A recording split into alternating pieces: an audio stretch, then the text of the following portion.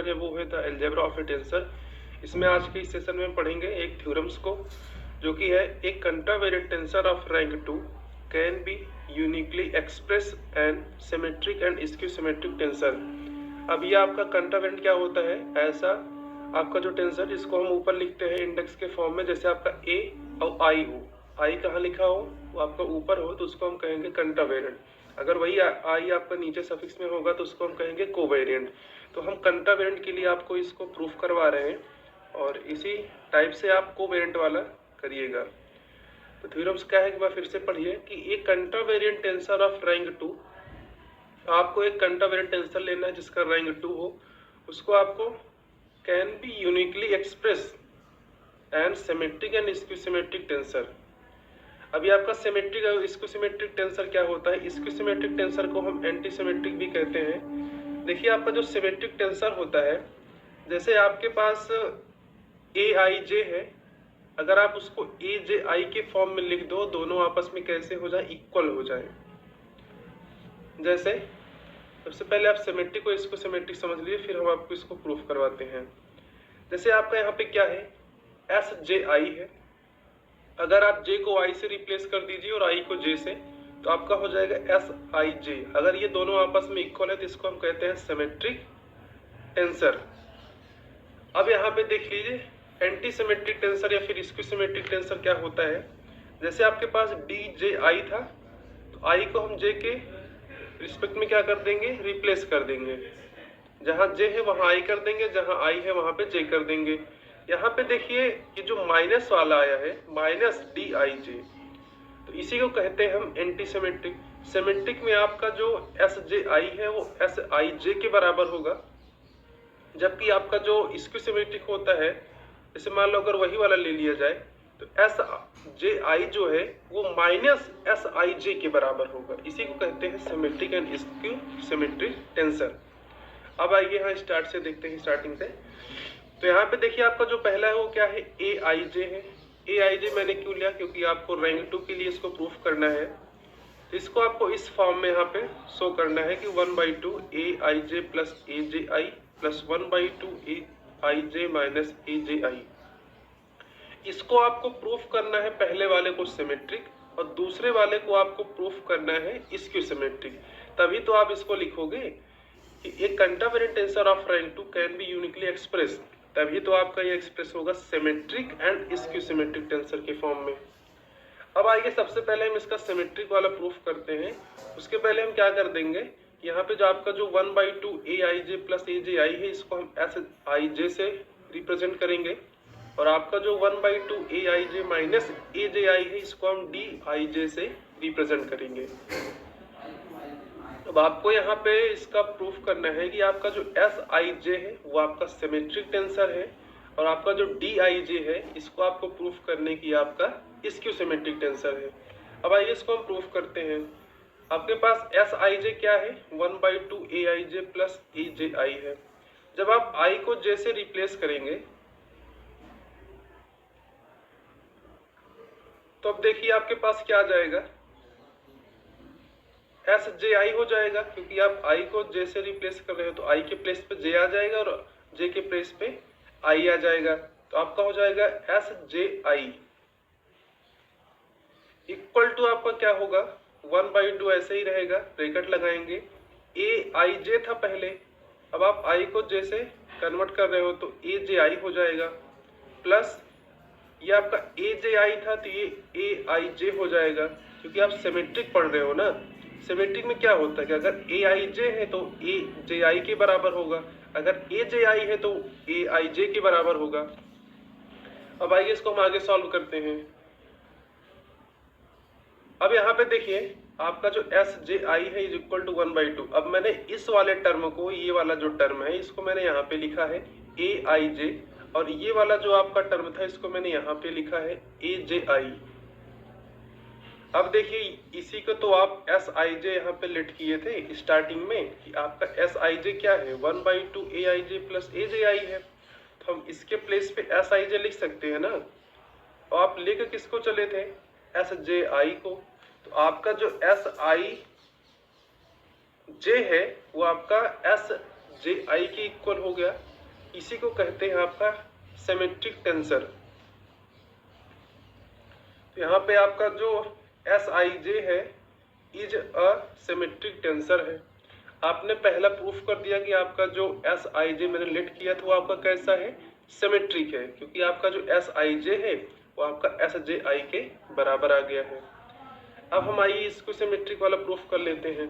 तो मैंने वहां पे लेट किया था कि आपका जो डी आई जे है 1/2 ए आई जे माइनस ए जे आई के इक्वल है।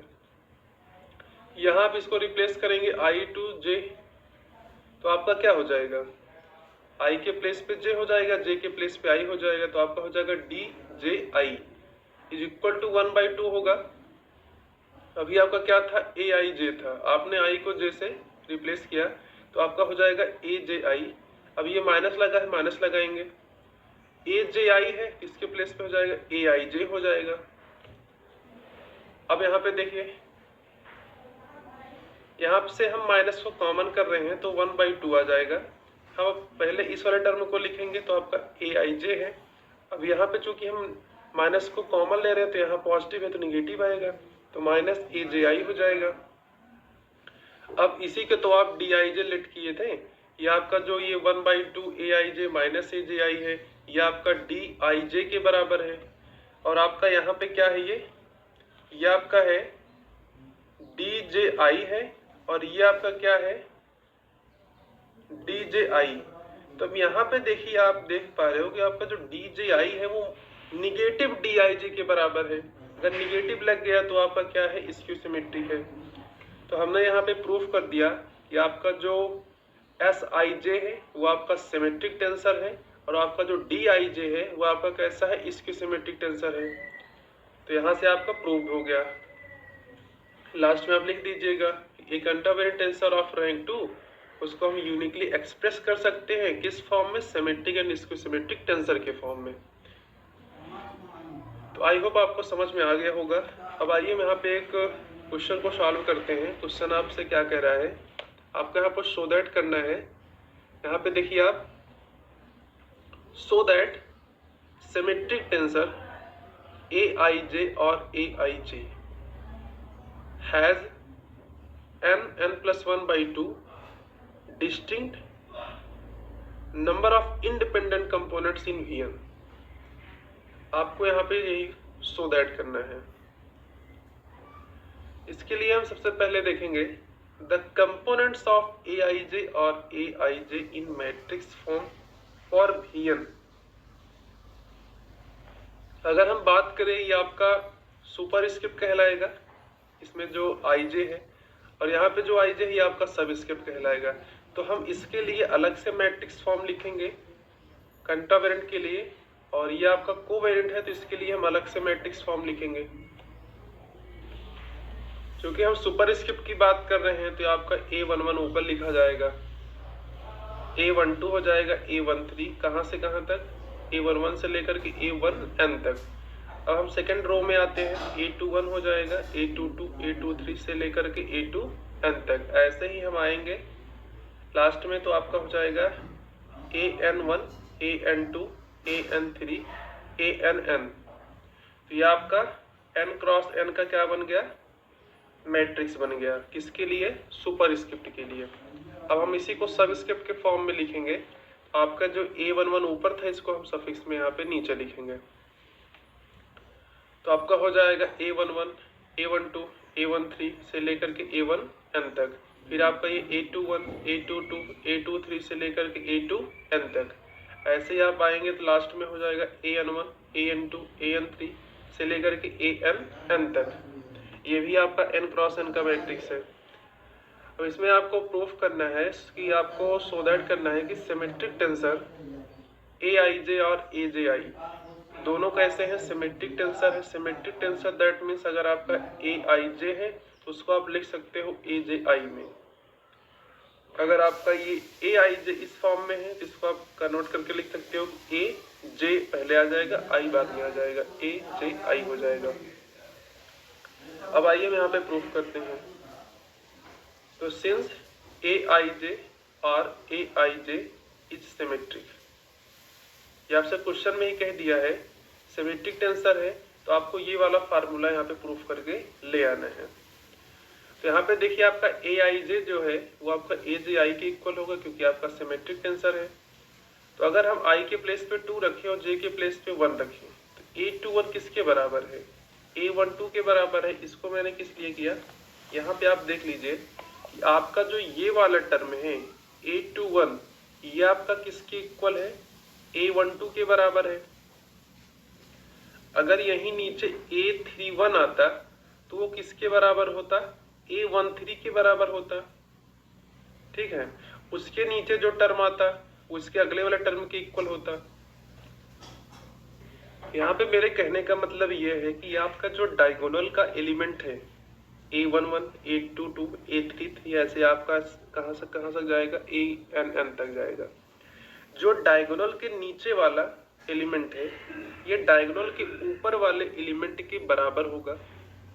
मैंने आपको बताया A21 जो है वो A12 के बराबर है। कैसे है? क्योंकि यह सिमेट्रिक टेंसर है।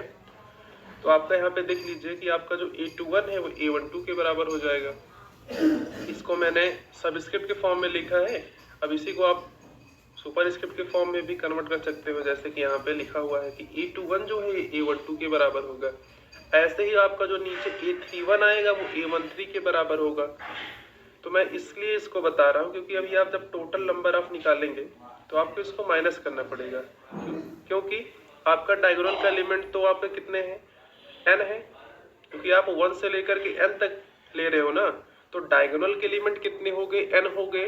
टोटल एलिमेंट इसमें कितने हैं? n क्रॉस n है, तो n into n, n square हो जाएगा। तो यहाँ पे आपका जो टोटल नंबर ऑफ एलिमेंट आएगा वो n स्क्वायर आएगा, और जो आपका डायगोनल का एलिमेंट आएगा वो आपका n होगा। अब क्योंकि डायगोनल के नीचे का एलिमेंट और डायगोनल के ऊपर का एलिमेंट जो है वो आपस में कैसा है? इक्वल है। तो हम दोनों को अलग से काउंट नहीं करेंगे, हम यहाँ पे एक ही को काउंट करेंगे। अब चाहे वो नीचे वाला काउंट कर लीजिए चाहे ऊपर वाला, दोनों का सेम ही आने वाला है। अब यहाँ पे देखिए नीचे वही सेम चीज लिखा है कि नंबर ऑफ डायगोनल एलिमेंट कितने हैं? n है। कैसे n है? क्योंकि आप A1 से लेकर के AN तक जा रहे हो ना, तो डायगोनल का एलिमेंट तो आपका n है और टोटल नंबर ऑफ एलिमेंट कितना है? n स्क्वायर है। कैसे है? क्योंकि आपका जो यहाँ पे मैंने मैट्रिक्स लिया है वो n क्रॉस n का है, दोनों का मल्टीप्लीकेशन होगा, n इंटू n स्क्वायर आएगा। तो n स्क्वायर आपका क्या है? टोटल नंबर ऑफ एलिमेंट है, और डायगोनल का एलिमेंट आपका कितना है? n है। तो यदि आपको डायगोनल का एलिमेंट आपका n हो गया और टोटल आपका कितना है? n स्क्वायर है, तो इसमें number of element except diagonal elements कितना हो जाएगा? यानी आपका नंबर ऑफ एलिमेंट ऐसा बताइए जिसमें डायगोनल का एलिमेंट नहीं है। डायगोनल का एलिमेंट नहीं है तो आपका जो टोटल नंबर ऑफ एलिमेंट होगा उसमें से हम सब्सट्रैक्ट करेंगे नंबर ऑफ डायगोनल का एलिमेंट और उसको 2 से डिवाइड कर देंगे। क्यों कर देंगे? क्योंकि आपका डायगोनल का जो एलिमेंट का निचला वाला हिस्सा है ये ऊपर वाले हिस्से के बराबर है, तो हम दोनों को अलग से काउंट नहीं करेंगे। ठीक है, इसको हम एक ही बार लेंगे, इसलिए हम टोटल को 2 से डिवाइड कर देंगे। तो यहाँ पे देखिए लिखा हुआ है कि number of element except diagonal elements, तो टोटल नंबर ऑफ एलिमेंट कितना था? n स्क्वायर था। इसमें से हम डायगोनल के एलिमेंट को घटाएंगे तो आपका टोटल एलिमेंट आ जाएगा। बट आपके डायगोनल के नीचे वाले एलिमेंट ऊपर वाले एलिमेंट के डायगोनल के बराबर है, तो हम उसको एक ही बार लेंगे, इसलिए इसको हम 2 से क्या कर देंगे? डिवाइड कर देंगे। तो आपका आ जाएगा number of element except diagonal elements. Hence, total number of element in Aij और Aij in Vm कितना हो जाएगा? कि अब आपका ये जो number of element except diagonal elements आए हैं, इसी में जब आप डायगोनल के एलिमेंट को ऐड कर देंगे,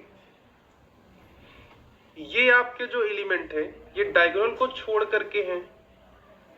अब आप टोटल निकालोगे तो उसमें डायगोनल का भी तो एलिमेंट होगा, तो आप इसी में यदि डायगोनल के एलिमेंट को आप ऐड कर दीजिए, n square minus n by 2 में प्लस n ऐड कर दीजिए, तो आपका क्या आ जाएगा?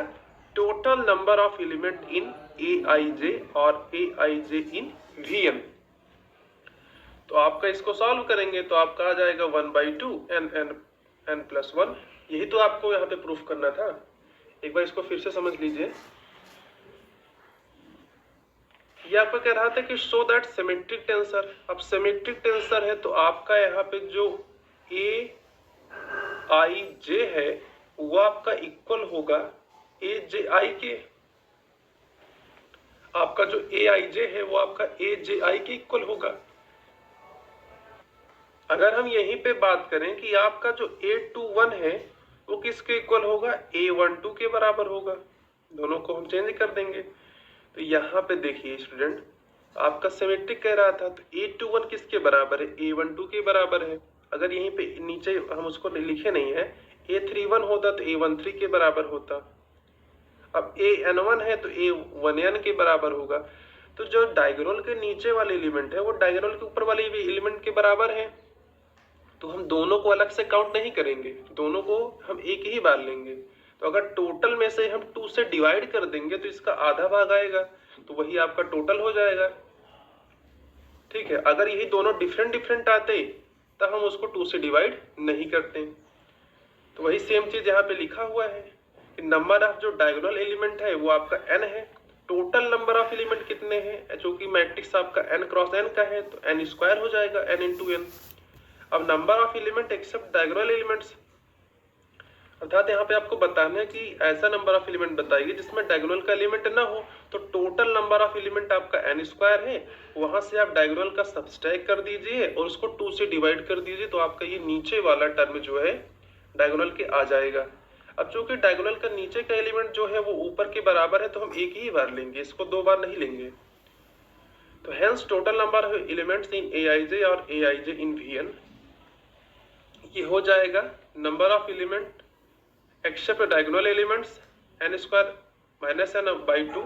इसी में हम डायगोनल का ऐड कर देंगे, टोटल नंबर ऑफ आपका आ जाएगा एलिमेंट इन Aij और Aij इन Vn। इसको आप सॉल्व करेंगे तो आपका आ जाएगा 1/2 n प्लस 1। यही आपको प्रूफ करना था। तो आज के लेक्चर में बस इतना ही। इसके बाद के लेक्चर में आपको नेक्स्ट क्वेश्चन कराया जाएगा। अगर वीडियो आपको पसंद आया हो तो हमारे चैनल को सब्सक्राइब करके बेल आइकन को प्रेस कर दीजिए।